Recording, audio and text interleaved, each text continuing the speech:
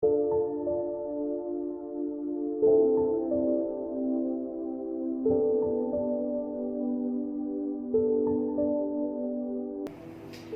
teman-teman, selamat sore. Hari ini kita bertemu di persekutuan online SNG. Gak terasa udah berganti bulan, sekarang udah tanggal 2 Mei 2020. Apa aja sih yang udah kita lakuin selama kita stay at home? Apakah kita udah produktif atau belum? Kalau belum, mari kita produktif bersama-sama supaya kita tetap boleh menjadi teladan dimanapun kita berada, baik itu di rumah maupun di lingkungan tempat kita tinggal. Percayalah bahwa bersama dengan Tuhan kita bisa melewati ini semua, karena Dia yang akan selalu memberikan pertolongan buat kita. Aku mengajak sore ini kita menenangkan hati kita, fokus kepada Dia, karena kita akan memuji Tuhan. Karena kalian nonton ini di rumah kalian masing-masing, teman-teman boleh mengekspresikan setiap kata dalam lagu ini. Mari bersama-sama kita angkat pujian bersamamu Bapa.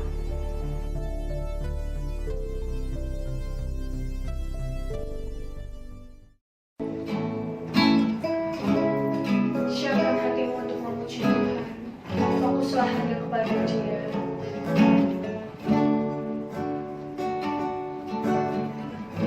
Katakan, Engkau ada bersamaku Tuhan di setiap musim hidupku.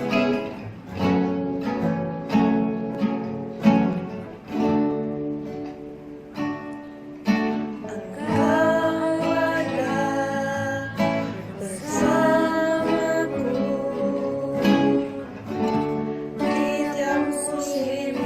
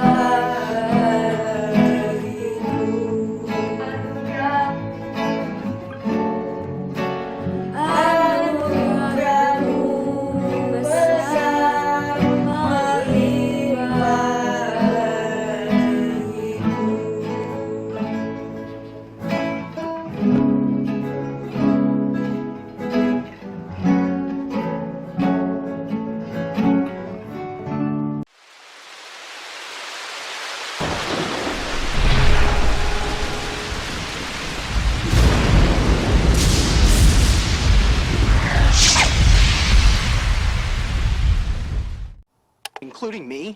Especially you. A little marriage proposal going on at midcourt right now, Jerry. Oh, I think she's saying I can't do it right now. How do you like that?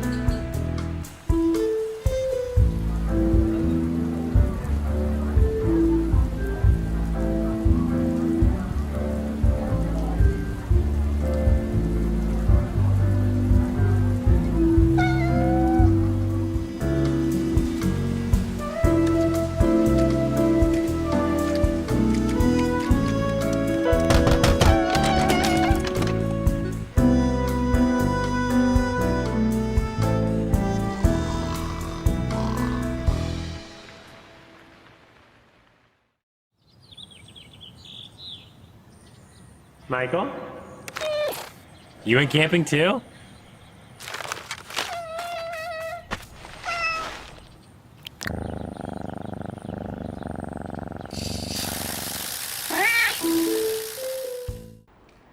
Shalom teman-teman. Jangan bosan lihat muka kita terus ya.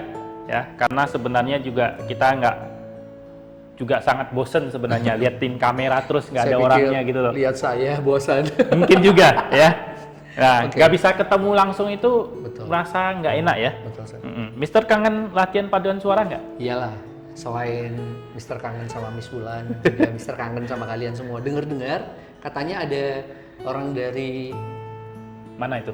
mana ya nggak jelas, tapi ada satu orang yang akan bergabung lagi menambah jumlah paduan suara kita. Oh, bagus dong. Iya, semangat jadinya kita ya. Biar Mister bisa eksis lagi. Kita semua ya bisa eksis lagi. Iya, Oke, iya, iya. Hari Oke, ini nah gimana tadi pandangannya tentang kucing tadi itu? Lucu nggak, Sir? kita tadi lihat ya, kucing ini naas sekali. Kucing Ah. ini sake nasibnya. Itu menggambarkan sebetulnya kondisi manusia.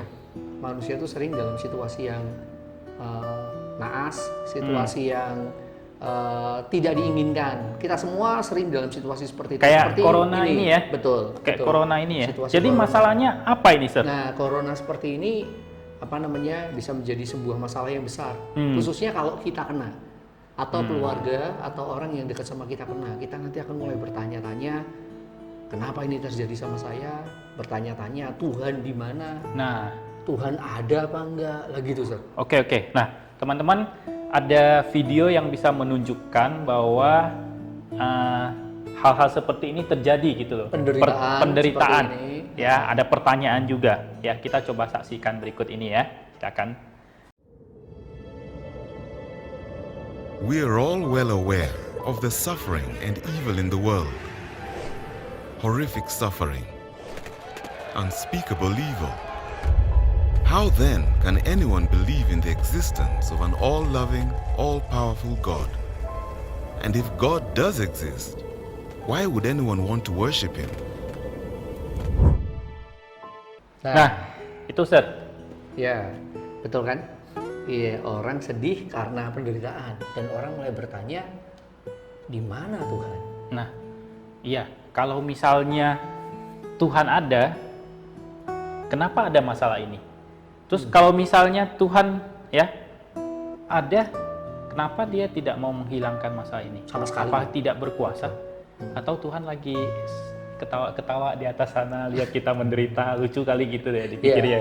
Jadi intinya pertanyaannya adalah, apakah penderitaan ini diciptakan oleh Tuhan? Apakah masalah penderitaan ini yang kita hadapi itu diciptakan oleh Tuhan?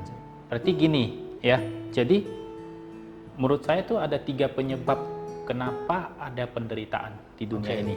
Ya, yang pertama itu adalah kita sadar bahwa kita itu sebenarnya sudah jatuh ke dalam dosa, dan dosa itu menciptakan masalah. penderitaan seperti itu. Ya, corona misalnya. Corona ini ada orang yang bilang siapa yang menyebabkan corona ini ada. Lalu kemudian ada banyak spekulasi. Katanya corona ini awalnya senjata biologis buatan manusia katanya. Ada yang bilang karena itu. Tapi mungkin kalau bukan karena itu bisa jadi karena memang betul dosa tadi menyebabkan manusia bermasalah. akhirnya bermasalah dengan dirinya sendiri, dunia bermasalah dengan dirinya sendiri, ciptaan-ciptaan lain bermasalah dengan dirinya sendiri, maka muncul virus-virus. Dan virus-virus itu salah satunya adalah corona. Nah, yang menariknya adalah gini. Jadi intinya itu, artinya itu Tuhan tidak menciptakan masalah atau penderitaan dong. Betul. Kalau kita lihat sebenarnya itu tanda kutipnya itu manusia yang menciptakan masalah itu. Manusia menyebabkan dosa. Dosa itu membuat kita masuk di lingkaran penderitaan itu ya. Bukan lingkaran ya. Jadi orang mikirnya kayak Hindu. Pokoknya ada di dalam kumpulan penderitaan yang disebabkan kita sendiri. Jadi bahkan corona itu siapa yang buat ini, Sir? Jadi sekarang siapa yang buat ini? Nah, yang penting bukan Tuhan, Sir. Ya, yang penting bukan Tuhan kan. Kembali ke awal lagi Tuhan menciptakan segala sesuatunya itu baik ya. Kejadian 1 ya. Teman-teman pasti sudah baca Kejadian 1. Segala sesuatu yang Tuhan ciptakan itu sangat baik. Nah, dengan pemikiran itu Tuhan nggak mungkin ciptain sesuatu yang jahat dong. Betul. Tidak mungkin menciptakan penderitaan ataupun membuat masalah ya. Kalau itu buatan manusia secara langsung misalnya, kita bisa spekulasi aja misalnya ya. Kita tapi jangan terlalu jauh ya. Ya mungkin juga ya, tapi yang tadi kenyataannya adalah ya Tuhan tidak pernah menciptakan sesuatu yang buruk. Betul. Manusia kalau tadi Mr. Andi tadi katakan kalau manusia melakukan karena kejahatan, melakukan hal yang jahat, membuat banyak hal terjadi, penderitaan terjadi. Tapi kadangkala begini juga, karena kita sudah jatuh dalam dosa, hal yang kita pikir baik pun bisa menghasilkan penderitaan tanpa kita sadari. Contohnya adalah kita pengen hidup lebih nyaman, lebih baik, kita menciptakan teknologi. Lalu teknologi contoh handphone saya misalnya, handphone ini diciptakan manusia, dan untuk kebaikan. Tapi menariknya adalah ketika handphone ini diciptakan manusia, kita tidak tahu efek dari handphone ini sejauhnya kayak apa. Contoh, kalau kita punya 2-3 handphone, lalu kemudian handphone ini misalnya rusak, atau kita beli handphone yang baru, handphone lama kita apain, akhirnya handphone banyak yang terbuang, handphone sisa terbuang, jadi sampah elektronik yang tidak bisa didaur ulang. Ini bisa menyebabkan beberapa masalah dan bisa muncul penderitaan dari situ tanpa kita sadari. Kita nggak pengen buat itu, tapi karena keberdosaan kita, maka itu terjadi gitu. Tapi Sir, kayak di dalam kitab Ayub itu kan ada penderitaan karena iblis itu. Nah, itu mungkin hal yang berbeda kali ya. Itu mungkin hal kedua itu ya. Masalah kedua ya. Berarti, jadi penderitaan yang pertama karena masalah manusia, karena keberdosaan manusia, dan yang kedua berarti itu lebih kepada karena iblis yang mencobai, dan Tuhan izinkan iblis itu mencobai manusia. Berarti itu ya. Kasus khusus ya, itu Sir, kasus khusus. Ya. Tapi kedua jenis penderitaan ini bisa memunculkan pertanyaan lagi. Kalau bukan diciptakan oleh Allah, kenapa Allah yang baik itu mengizinkan penderitaan itu? Sebelum masuk ke sana, mungkin kita harus ingat ada penderitaan yang model yang ketiga, Sir. Oh iya. Yang apa itu? Ketiga, penderitaan itu bisa muncul karena kita melakukan kehendak Tuhan, Sir. Ketika Seperti saya melakukan kehendak Tuhan, maka orang-orang lingkungan kita yang berdosa bisa memusuhi kita. Jadi itu menjadi kita dijauhi karena kita taat sama firman Tuhan. Disebut pendeta gitu. Kalau anak pendeta memang ini ya, tapi kalau sebut pendeta itu juga itu beban. Kurang lebihnya begitu ya.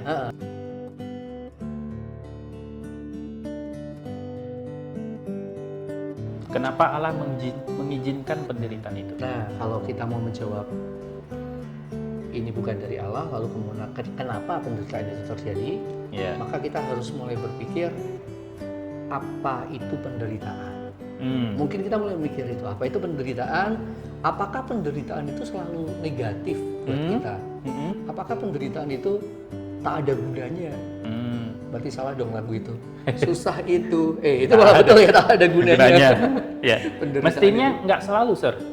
Kadang-kadang kita selalu memikirkan sudut pandang kita sendiri. Misalnya kita merasakan penderitaan kita sangat berat, tapi kita tidak melihat bahwa di luar sana itu banyak orang yang lebih menderita daripada kita. Kita cuma memandang diri kita saja seperti itu. Berarti masalahnya terletak pada cara pandang. Iya. Bagaimana kita memandang penderitaan itu, berarti. Iya. Nah, dari sudut pandang seperti ini, ya, kita tidak akan bisa memahami kenapa Allah mengizinkan penderitaan itu terjadi, kan? Benar nggak, Sir? Iya. Karena tentunya Allah itu punya maksud, ya, maksud yang baik ketika Dia mengizinkan sesuatu terjadi. Iya. Seperti itu. Dan kita seringkali tidak memahami rancangan Tuhan itu. Iya. Kitab Pengkhotbah bilang kita kadang-kala susah untuk memahami rancangan Tuhan, betapa dalamnya yang kayak gitu kita nggak paham gitu. Nanti Iya. ujung-ujungnya baru kita paham, oh begini gitu ya. Jadi penderitaan bukan dari Ya pasti bukan dari Tuhan. Dan penderitaan itu ada, maksudnya kalau Tuhan izinkan berarti Tuhan punya maksud yang terbaik untuk kita. ya. Betul ya? Iya. Penderitaan itu Allah izinkan untuk minimal ya, menunjukkan bahwa kita ini terbatas sebetulnya. Menunjukkan bahwa kita ini terbatas, ada sesuatu yang lebih besar dari kita. Dulu kita pikir kita makhluk yang paling hebat. Setelah ada corona ini kita baru sadar ternyata virus yang kecil bisa membuat kita Kacau balau. panting, kacau Iya. balau. Mengingatkan kita makhluk terbatas, kita butuh Tuhan. Jadi intinya, Sir, intinya itu adalah ada kebaikan yang besar yang ingin Tuhan tunjukkan dalam Betul. penderitaan yang dialami. Betul. Ya, apa itu? Tentunya kita tidak bisa tahu Betul. sekarang. Ya. Apa nanti juga mungkin kita belum bisa tahu. Ya. Tapi kita harus percaya, Rancangan kita bisa Tuhan. percaya Iya. kalau rancangan Tuhan itu Selalu tidak yang- pernah gagal. Tidak pernah gagal dan selalu yang terbaik.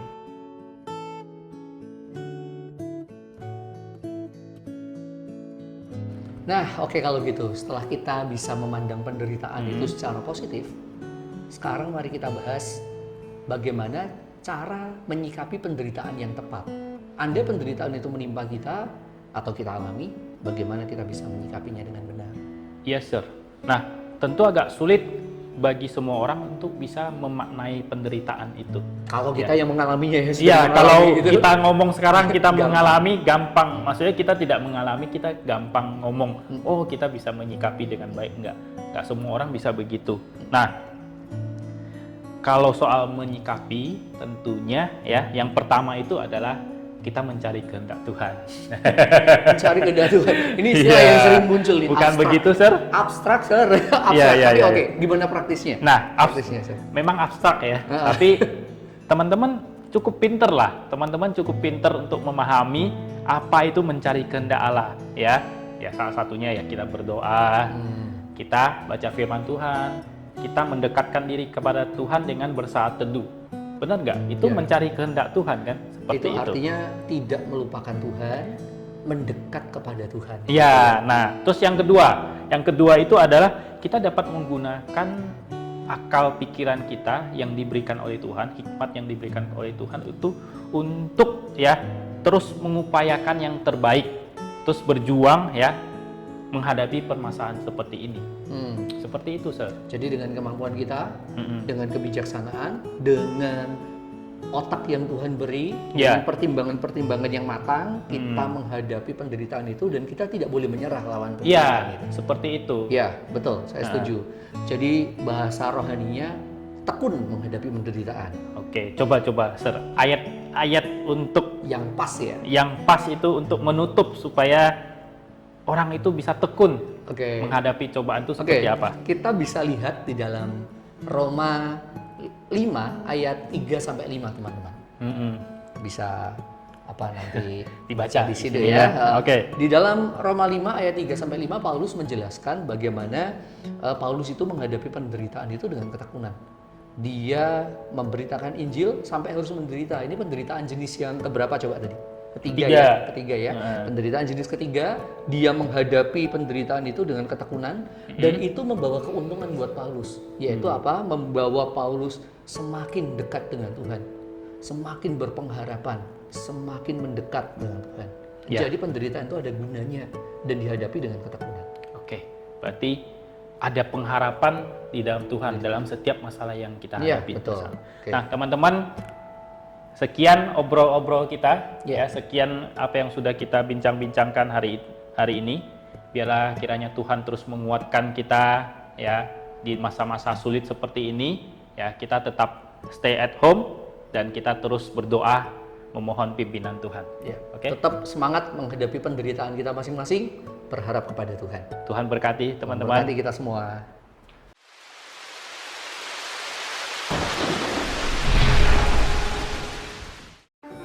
자, 다 이제 끝났습니다. 하나님, 감사합니다. 하나님? 네, 하나님이요. 요즘 같은 세상에 넌 정말 하나님이 있다고 믿는 거야? 왜요? 하나님을 믿는 게 이상한가요? 정말 하나님이 있다면 왜 세상에 전쟁이나 범죄, 가난 같은 게 없어지지 않을까? 뭔가 좀 잘못된 것 같지 않아? 세상엔 치과 의사들이 많은데도 불구하고 왜 이렇게 많은 사람들이 이가 상하고 빠지기도 하는 거예요? 글쎄. 치아를 고쳐야 되는데 사람들이 나한테 오지 않으면 나도 뭐 도와줄 수가 없겠지? 맞아요. 하나님도 똑같아요. 우리가 필요할 때 우리 의지로 하나님을 찾아가길 원하시는 거예요. 하나님은 강요하시는 분이 아니시니까요. 그럼 어떻게 사람들이 하나님한테로 가는데? 그냥 하나님께 얘기해 보세요. 하나님은 항상 듣고 계시니까요.